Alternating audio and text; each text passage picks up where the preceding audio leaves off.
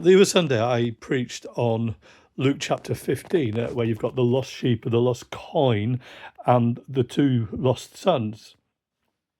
And I did so simply because that's where we've got to in our church preaching series, and I was down to preach that Sunday.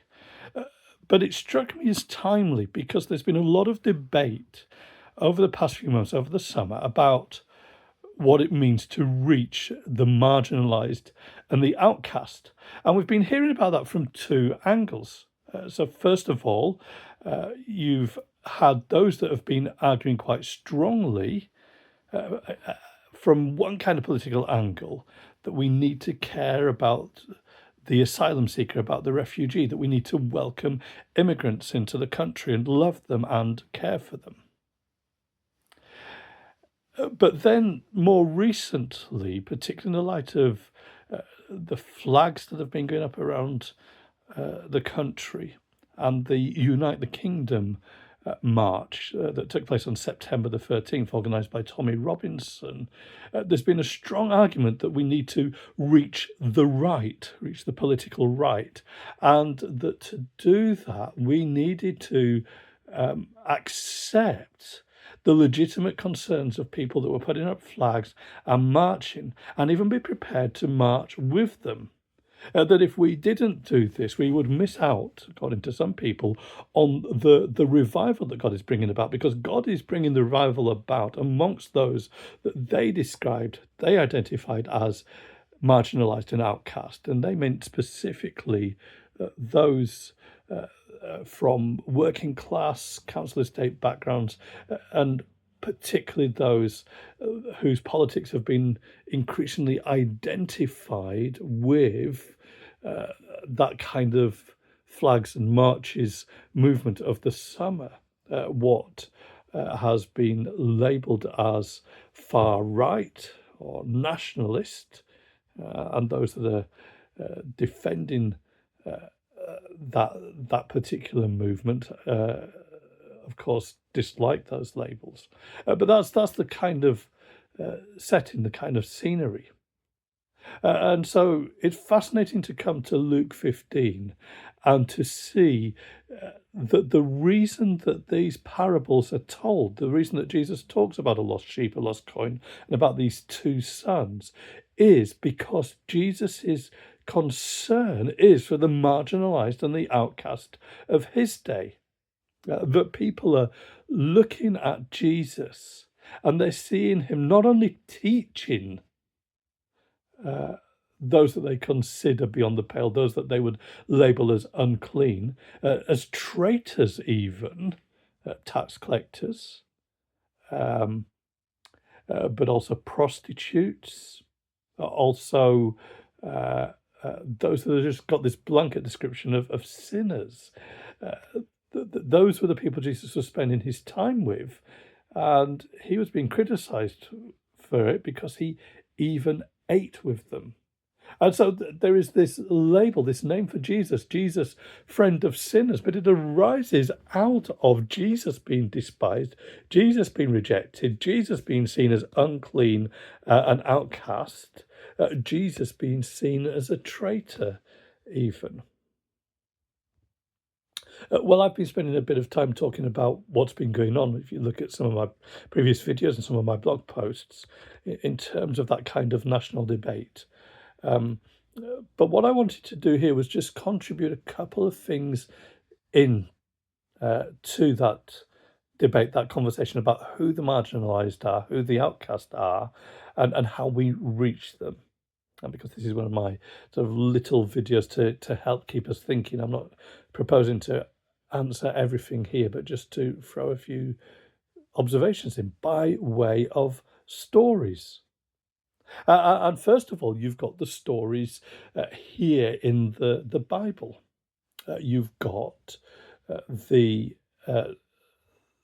this shepherd who discovers that one of his 100 sheep is missing, and so goes to find the sheep. That sheep would have been out on the hillsides in the dark, at risk from injury, at risk from wolf attack. And the shepherd goes to find the sheep, and in our kind of folklore, that is represented as reckless, that he pursues that sheep at the expense of the 99, that he cares about one more than the rest, the majority.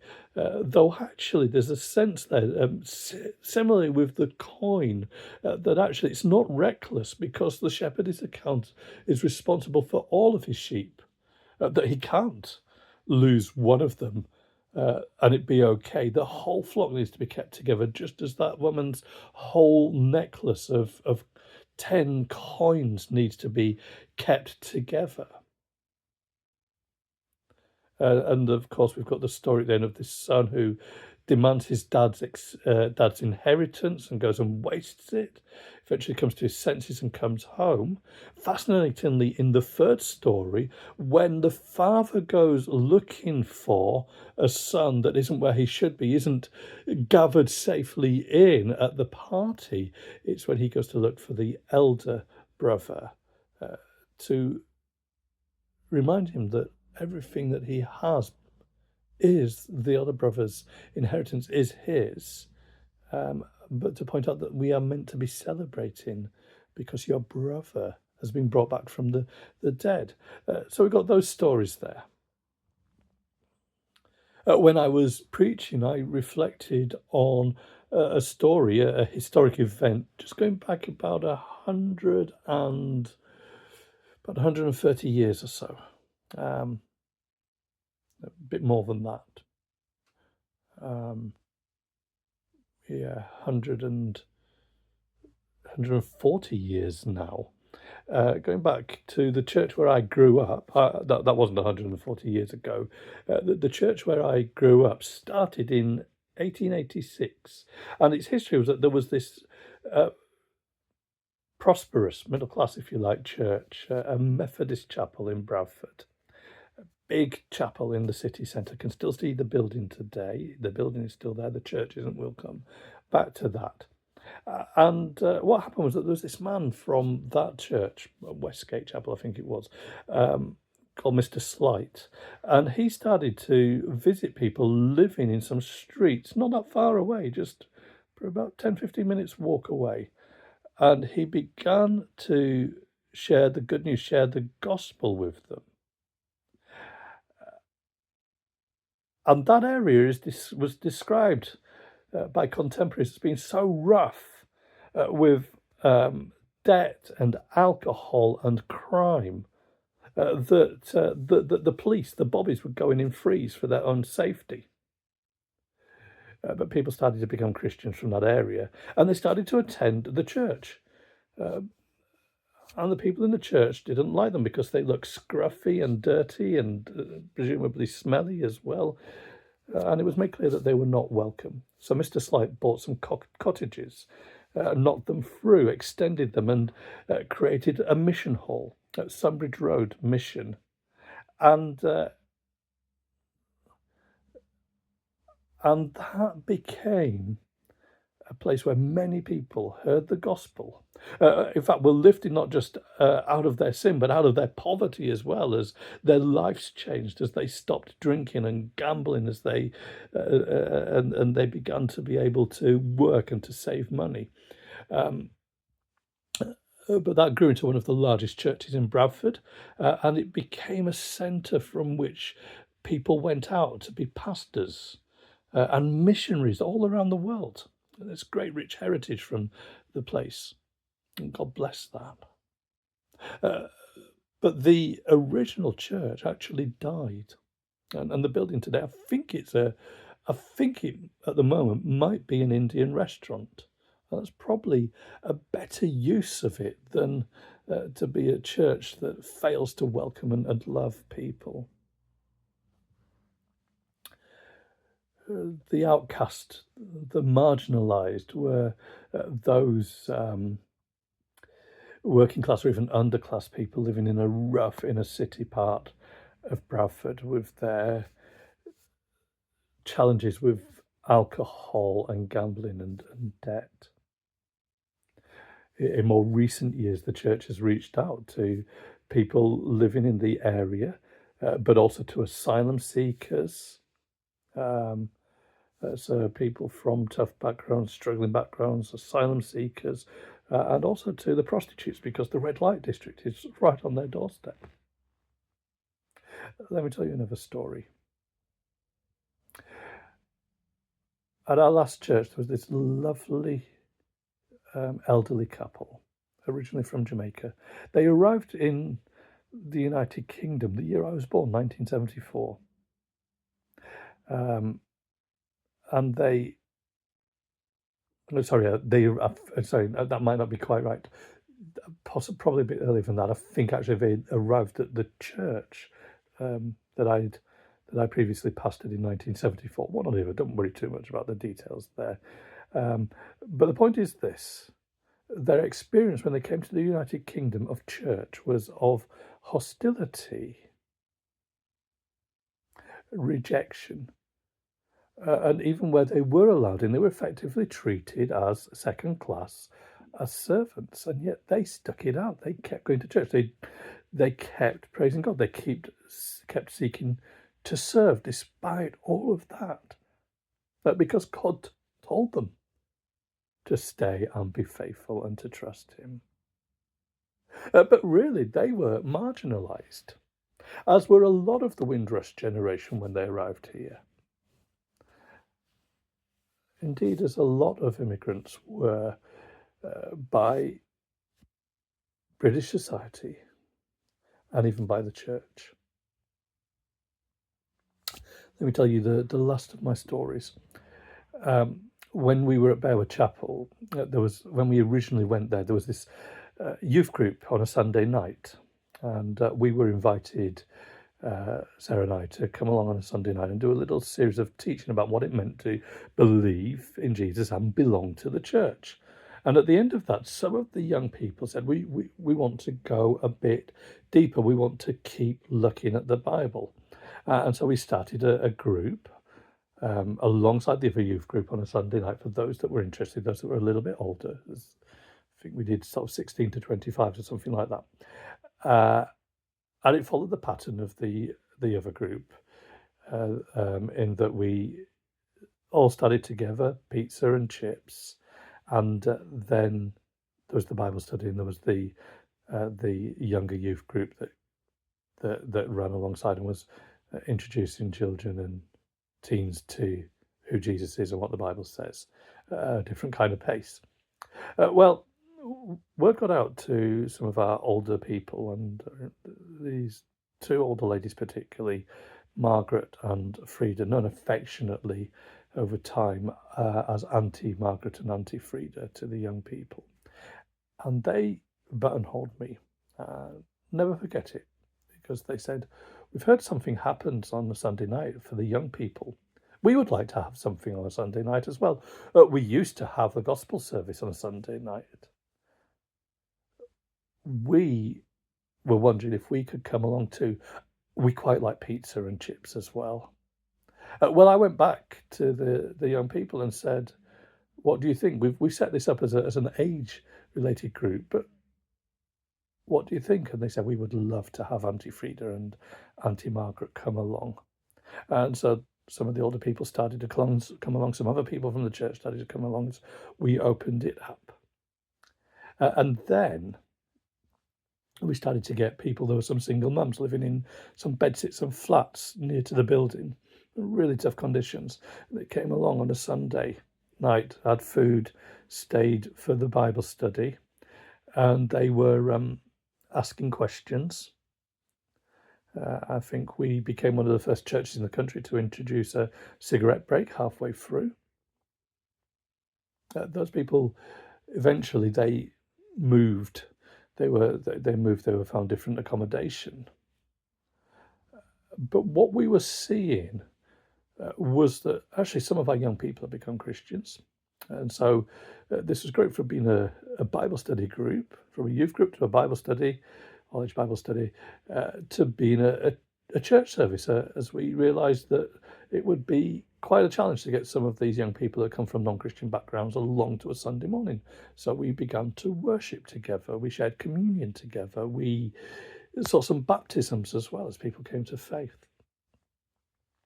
And then we started to get other people turning up, homeless people, um, prostitutes, drug addicts, people that were just out of prison and staying in some of the local hostels. They came initially because they heard that there was food, and they came and said, "Can we have some food?" And we said, "Of course you can." And they would take a paper plate, fill it up, and take the food away with them. And gradually they started to sit and eat and talk with us, share their stories. And then we had this wonderful situation where they were staying longer. And a lot of them seemed to be really touched by the worship. We began to find out that even if they had horrific stories of abusive parents, that there was often a great aunt or a grandparent that had loved them, shown them kindness and taken them to church, and there was something still there. And they were staying more and getting more involved. The other group of people we were increasingly seeing were South Americans. We were also seeing asylum seekers. Quite a few asylum seekers came through, and some of them already Christians, some not yet Christians. And we engaged with them, we supported them, provided practical help, and we taught them about Jesus.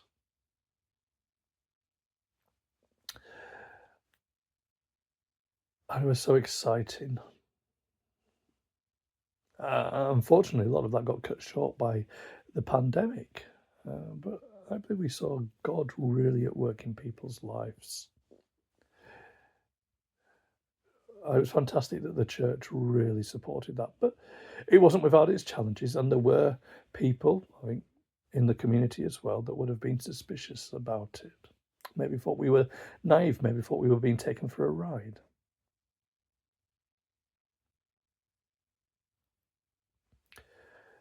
Now, what you will see there is that being marginalised and being an outcast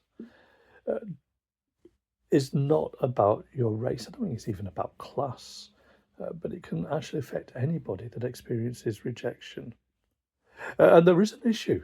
There's an issue with the church's failure to reach into some of our toughest estates, whether it's white working class council estates or multi-ethnic inner city contexts and neighbourhoods. And there's great work happening through Medhurst Ministries and 20 schemes and others to try and correct that, but it's not without its opposition.